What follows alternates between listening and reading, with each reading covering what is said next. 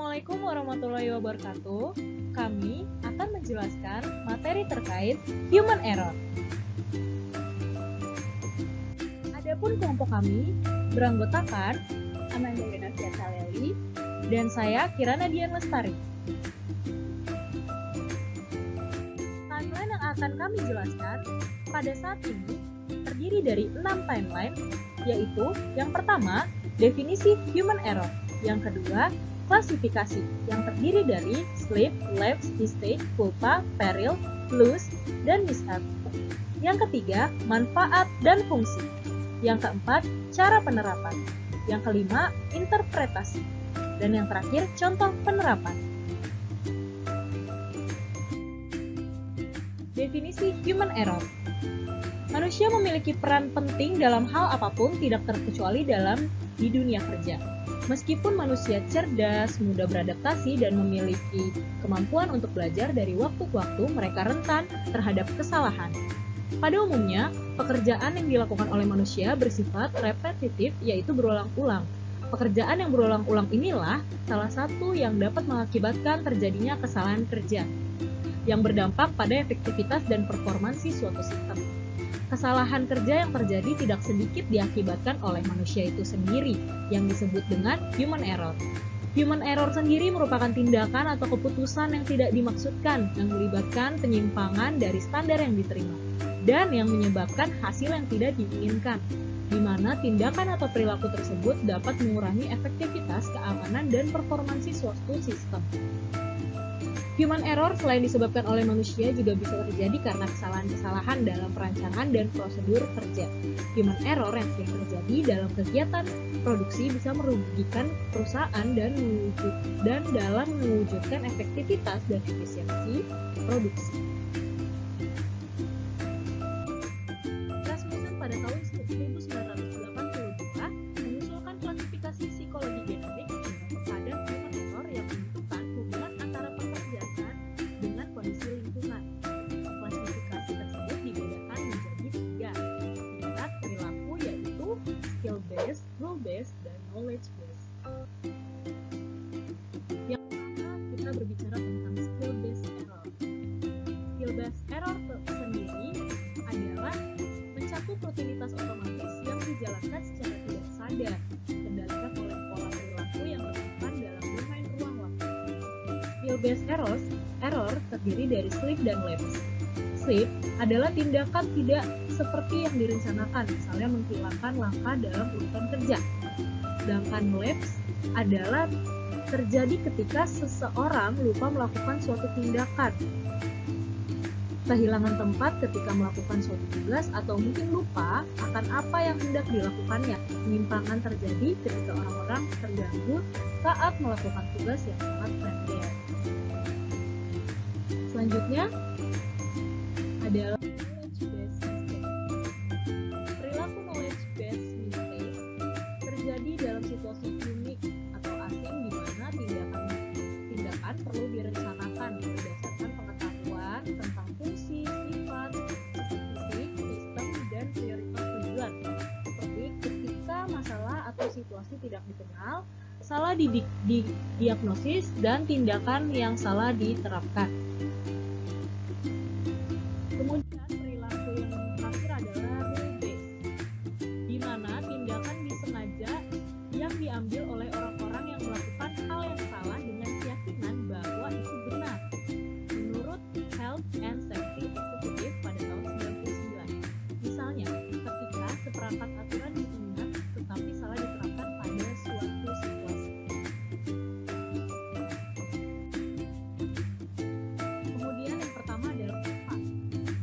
Terdapat 2 bentuk kealpaan, yaitu kealpaan yang disadari atau deus culpa, yaitu apabila pelaku dapat menduga tentang apa yang dilakukan beserta akibat yang terjadi atau kecelakaan. Akan tetapi, meskipun ia percaya dan berharap serta berusaha untuk mencegah timbulnya suatu akibat itu, namun akibat itu terjadi juga. Yang kedua, kealpaan yang tidak disadari atau on deus culpa, yaitu apabila pelaku melakukan perbuatan disadari atau tidak disadari yang diperhitungkan adanya kemungkinan akan timbul suatu akibat yang dilarang dan diancam dengan undang-undang. Padahal seharusnya ia memperhitungkan sebelumnya akan timbul suatu akibat, seharusnya pelaku dapat membayangkannya. Kemudian terdapat 3 tingkatan culpa, yaitu yang pertama, culpa lata, sangat tidak berhati-hati, kealpaan serius, sembrono. Yang kedua adalah culpa levis, kesalahan biasa atau kesalahan ringan. Yang ketiga adalah culpa levissima atau kesalahan sangat ringan. Yang kedua adalah peril, penyebab langsung terjadinya kerugian atau peril. Orang-orang dapat mengalami kerugian atau kerusakan karena terjadinya berbagai peril atau bencana. Bencana yang sering terjadi adalah kecelakaan, kebakaran, kecerobohan, dan ketidakjujuran. Bencana-bencana yang dapat menimpa harta benda dan penghasilan seharusnya dicermati dan dipelajari oleh pengelola resiko sehingga perlindungan yang tepat dapat dilakukan untuk mengendalikannya.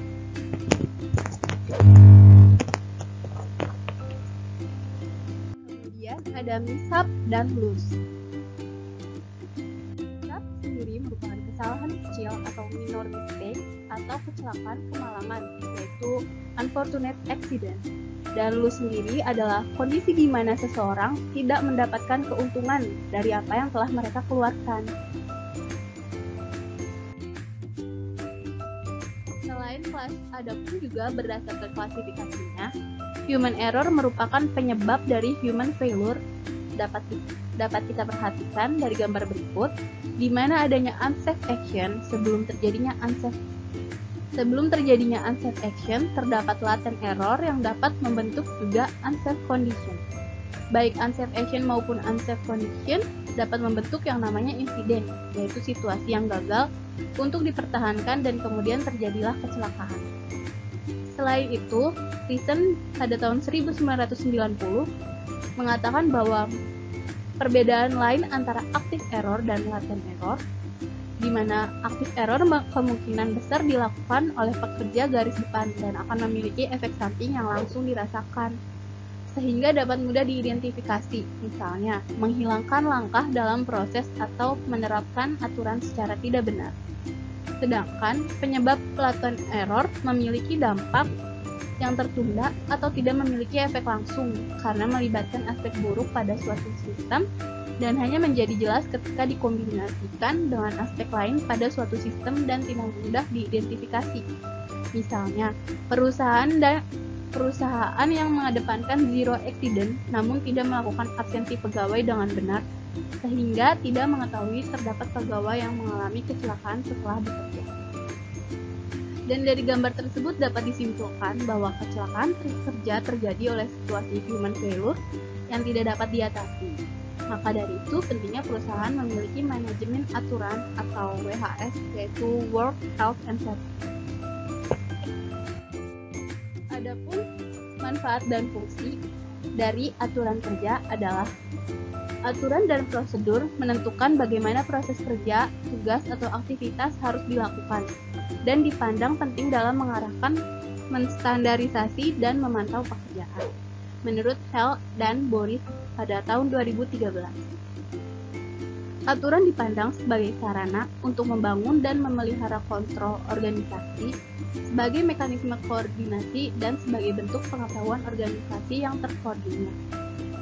Maka dari itu, aturan dapat dikatakan berfungsi sebagai sarana mengontrol perilaku para pekerja.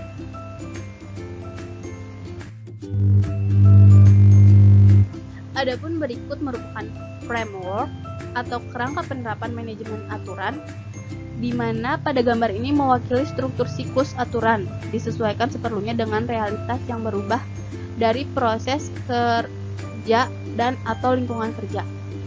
Model ini mengasumsikan sebagai sebuah organisasi dimulai dengan beberapa prosedur dan aturan kerja yang sudah ada.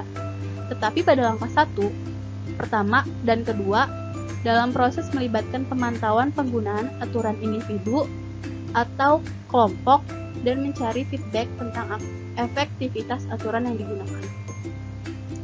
Kemudian pada siklus kedua, yaitu evaluasi, lalu ketiga penegakan aturan yang baik, dan selanjutnya pada siklus keempat mengembangkan cara untuk menangani pengecualian, atau yaitu situasi di mana aturan tidak berlaku.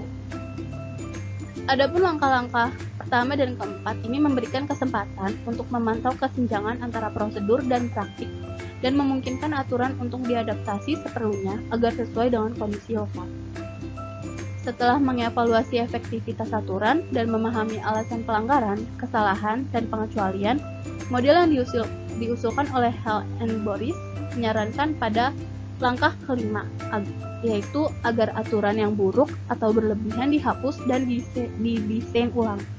Mereka menyarankan semua aturan, bahkan mungkin memiliki masa hidup, dan aturan itu mungkin berguna untuk ditinjau otomatis secara berkala. Lalu selanjutnya, pada langkah 6, merevisi prosedur atau aturan, analisis risiko tugas dianjurkan. Tahap ini memberikan kesempatan bagi pekerja dan perwakilan kesehatan dan keselamatan mereka, manajer dan lainnya untuk mendiskusikan risiko dan kontrol, dan mempertimbangkan peran yang dimainkan oleh aturan WHS. Lalu selanjutnya pada langkah 7, dalam model melibatkan pengembangan dan penulisan aturan yang sesuai dengan tingkat kompetensi dan pengalaman tenaga kerja. Apakah prosedur dipandang sebagai aturan tindak preskriptif atau sumber daya untuk tindakan telah diidentifikasi sebagai perbedaan utama dalam arti prosedur dan cara mereka dioperasionalkan. Kemudian, lakukan percobaan dari aturan yang diusulkan untuk memastikan mereka bisa diterapkan dan konsisten secara internal pada langkah 8. Dan yang terakhir, lakukan pelatihan pada langkah 9, lakukan pelatihan untuk memastikan orang tahu tentang aturan baru dan yang terpenting bagaimana dan kapan menerapkan aturan. Di mana aturan dimaksudkan sebagai sumber daya untuk tindakan, pengguna harus diberikan pengetahuan dan pemahaman yang diperlukan untuk dapat menyesuaikan aturan dengan keadaan yang mungkin mereka alami. Contoh penerapan pada manajemen aturan untuk menghindari human error pada kecelakaan dikarenakan fatigue atau kelelahan, yaitu adanya atau diberlakukan aturan jam kerja karyawan shift seperti pada gambar berikut. Di mana dalam model ini jadwal kerja harian dengan model ketiga yaitu shift dengan 24 sering digunakan oleh perusahaan yang sering beroperasi 24 jam penuh dalam seminggu. Karyawan akan dibagi menjadi 4 grup. Mereka akan bekerja 5 hari dalam seminggu dengan jam kerja selama 7 jam dan 1 jam istirahat. Sistem ini memungkinkan karyawan mendapat jatah libur selama 2 hari dalam sepekan. Namun, libur yang diperoleh bersifat tentatif dalam artian tidak pasti 2 hari berurutan. Sebab jaminan libur berurutan hanya berlaku setiap ada pergantian shift ketiga menuju ke shift pertama.